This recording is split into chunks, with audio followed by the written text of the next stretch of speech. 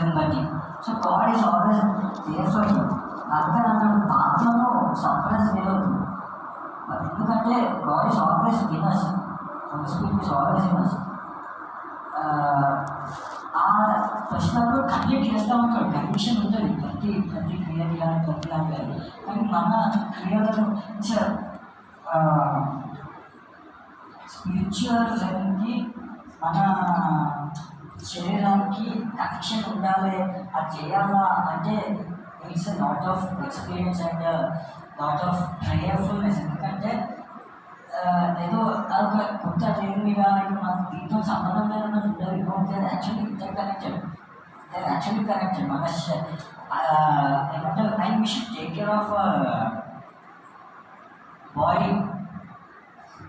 Body గురించి కూడా జాగ్రత్త తీసుకోవాలి. నాట్ జస్ట్ ఏదో శరీరాన్ని సిలువ ఇవ్వమన్నాడు కదా. నో, శరీరం ఇచ్చేదా సిలువ వేయాలి. లైక్ వాట్ ఇస్ ద మన శరీరం కోరుకుంటున్న ఇచ్చారు కానీ అభివృద్ధి సిలువ వేయాలి. కానీ లిటరలీ నాట్ అవర్ బాడీ. శరీరాన్ని వేయడం కానీ శరీరాన్ని నలగొట్టుకోవడం కానీ కాదు.